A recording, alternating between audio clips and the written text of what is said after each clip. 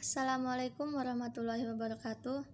Yang saya hormati kepada Bapak Mahmud Rudini MSI selaku dosen pengampu mata kuliah struktur hewan dan teman-teman yang saya sayangi. Perkenalkan, saya Siti Nurhasanah sebagai moderator serta pemateri pertama dan teman saya bernama Sri Noviani sebagai pemateri kedua. Adapun materi yang akan kami bahas yaitu mengenai histologi organ dan saluran genital betina. Berikut materi yang akan kami bahas yaitu yang pertama, organ dan saluran genital betina, di mana di dalamnya terdapat struktur organ dan saluran genital betina serta fungsi organ dan saluran genital betina. Yang kedua yaitu ada ovarium betina, di mana di dalamnya terdapat struktur ovarium betina serta fungsi ovarium betina. Struktur organ dan saluran genital betina. Organ adalah suatu bagian-bagian di dalam tubuh makhluk hidup yang memiliki fungsi masing-masing.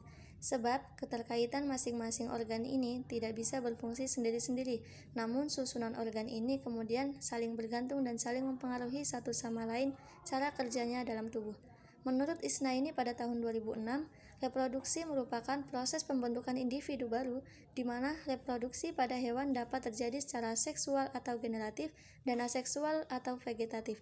Reproduksi hewan betina adalah suatu proses yang kompleks yang melibatkan seluruh tubuh ternak dan mulai berfungsi ketika memasuki usia dewasa kelamin. Secara anatomi, alat reproduksi betina dapat dibagi menjadi ovarium, oviduk, uterus, serviks, vagina, dan vulva. Yang pertama yaitu ovarium. Ovarium adalah organ primer atau esensial reproduksi pada betina seperti halnya testes pada hewan. Ovarium merupakan sepasang kelenjar yang terdiri dari ovari kanan yang terletak di belakang ginjal kanan dan ovari kiri yang terletak di belakang ginjal kiri.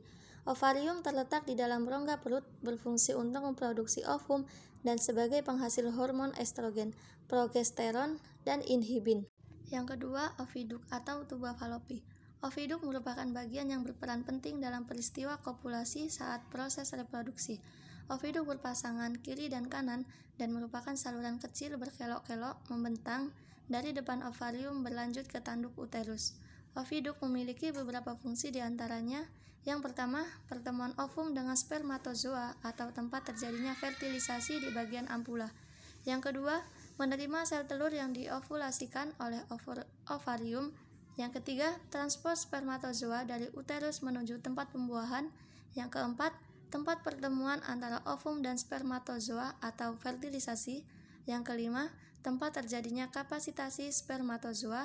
Yang keenam, memproduksi cairan sebagai media pembuahan dan kapasitasi spermatozoa. Yang ketujuh, transport yang telah dibuahi oleh zigot menuju uterus.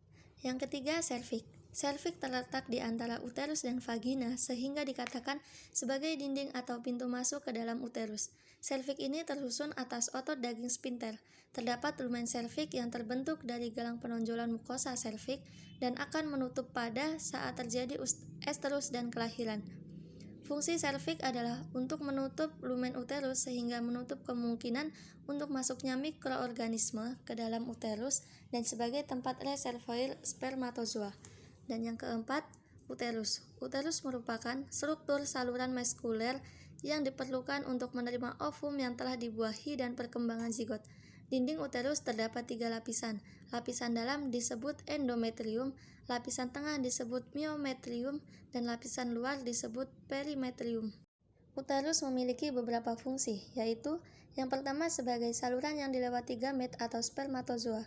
Spermatozoa akan membuahi sel telur pada ampula. Secara otomatis untuk mencapai ampula akan melewati uterus dahulu. Yang kedua, sebagai tempat terjadinya implantasi. Implantasi adalah penempelan embrio pada endometrium uterus. Yang ketiga, sebagai tempat pertumbuhan dan perkembangan embrio. Yang keempat, berperan pada proses kelahiran atau parturisi. Dan yang kelima, ketika ada hewan betina yang tidak bunting berfungsi mengatur siklus estrus dan fungsi korpus luteum dengan memproduksi PGF2 alfa. Berikutnya adalah vagina. Vagina adalah bagian saluran peranakan yang terletak di dalam pelvis di antara uterus atau arah kranial dan vulva. Vagina merupakan pembuluh berotot yang menjulur dari serviks sampai vestibulum. Adapun fungsi vagina yaitu sebagai alat kopulasi dan tempat sperma dideposisikan. Berperan sebagai saluran keluarnya sekresi, serviks, uterus, dan ovidum, serta sebagai jalan peranakan saat proses beranak. Vagina akan mengembang agar fetus dan membran dapat keluar pada waktunya. Selanjutnya yaitu ada vulva. Vulva merupakan organ genitalia ekstresna yang terdiri dari vestibula dan labia. Vestibula merupakan bagian dari saluran kelamin betina yang berfungsi sebagai saluran reproduksi dan urinaria. Berikutnya ada klitoris. Klitoris merupakan alat reproduksi betina bagian luar yang homolog dengan gland penis pada hewan jantan yang terletak pada sesi ventral sekitar 1 cm dalam labia. Klitoris terdiri atas 2 kura atau akar badan dan kepala. Klitoris terdiri atau jaringannya yaitu adalah erektil yang tertutup oleh epitel squamosa berstrata. Bagian kedua yaitu fungsi organ dan saluran genital betina. Sistem reproduksi secara umum akan berfungsi bila makhluk hidup, khususnya hewan ternak atau hewan mamalia, dalam hal ini sudah memasuki seksual maturi atau dewasa kelaminnya. Setelah mengalami pendewasaan kelamin, alat-alat reproduksi akan mulai berkembang dan proses reproduksi dapat berlangsung baik antara jantan dan betina. Kemudian ada pun struktur ovarium pada vertebrata. Yang pertama yaitu mamalia. Bentuk ovarium yang terdapat pada mamalia pada kebanyakan spesies hewan adalah hampir sama, yaitu seperti biji almond. Tetapi ada beberapa hewan ternak atau mamalia yang mempunyai bentuk ovarium yang berbeda, seperti pada babi. Bentuk ovariumnya tampak dengan lobul-lobul karena banyaknya folikel dan korpus lutea. Sedangkan pada kuda bentuknya mirip seperti kacang karena adanya fossesa ovari. Kemudian yang kedua yaitu adalah aves. Aves adalah jenis hewan vertebrata yang tumbuh atau tubuhnya ditutupi oleh bulu yang berasal dari epidermis dan memiliki berbagai macam adaptasi untuk terbang. Aves meliputi burung, ayam, angsa, bebek atau itik, di mana tubuh aves terdiri atas kepala, leher, badan, dan ekor. Yang ketiga adalah pisces. Golongan pisces atau gonad ikan betina berupa ovarium dengan ciri bentuk lonjong, berwarna bening kemerahan atau seperti agar-agar, terletak di dekat usus, dan mengisi hampir 2/3 rongga perut. Yang keempat ada reptil.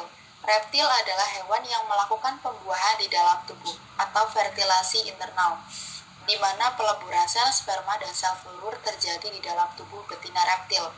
Sedangkan organ reproduksi reptil betina adalah ovarium. Ovarium berfungsi untuk membentuk ovum atau sel telur. Kemudian yang terakhir adalah amfibi. Ovarium pada amfibi berjumlah 2, sama halnya dengan mamalia. Dan di sebelah kranialnya terdapat jaringan lemak yang memiliki warna kuning atau disebut dengan corpus adiposum. Sekian materi yang dapat kami sampaikan. Apabila terdapat kesalahan, kami mohon maaf. Kami akhiri. Wassalamualaikum warahmatullahi wabarakatuh.